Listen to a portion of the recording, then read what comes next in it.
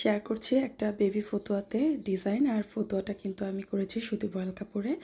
আর এটা কিন্তু একটু কলার দিয়ে করা, তো শার্টের স্টাইলে আর কি করা। আমি এখন একটা সাইডে যেখানে আর কি ব্ল্যাঙ্ক আছে আর একটা সাইডে হচ্ছে কি একটা পকেট আছে, তো পকেট ছাড়াও অপর সাইডে আমি এরকম একটা করে ফুল এঁকে নিব।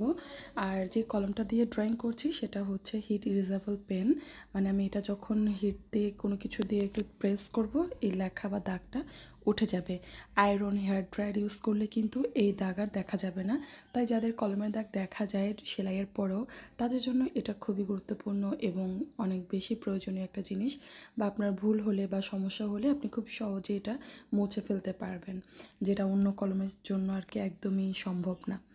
তো আমি এখানে সাইড থেকে কিছু ফুল লতা পাতা দিয়েই মূলত ডিজাইনটা করব। আমার কাছে এইসব ডিজাইন করতে বেশি ভালো লাগে। আর আমি এখানে আরেকটা ফুল এঁকে দিচ্ছি সাইড থেকে সূর্যমুখীর মতো। তো আমি মূলত দুইটা বড় ফুল থাকবে আর চারপাশ থেকে অনেকগুলো পাতা এবং ফুল থাকবে। আর এখানে আমি সূর্যমুখীর লেয়ারটা একটু বাড়িয়ে করছি যেন দেখতে সুন্দর লাগে, যেহেতু আমি দুইটা ফুলই করব, বড় করে করতে চাচ্ছি।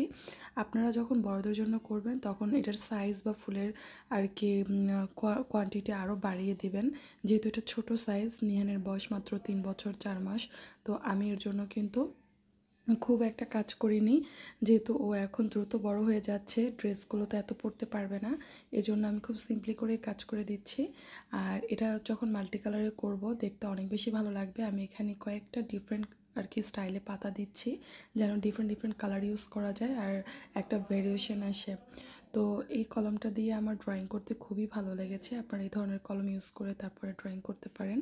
তো আমি এখানে কিন্তু সম্পূর্ণ ডিজাইনটা কমপ্লিট করে ফেললাম, আর কিছু দিব না, হয়ে গেছে। তো কেমন লেগেছে ডিজাইনটা কমেন্ট করবেন অবশ্যই। চেষ্টা করলাম সহজ করে খুব সুন্দর ছোটোখাটো একটা ডিজাইন দেখানোর। আর বাচ্চাদের এইসব ডিজাইন দিলে কিন্তু বেশ ভালো লাগে। নিহান খুবই পছন্দ করে, ফুল লতা পাতা একদম ফুপির মতো হয়েছে।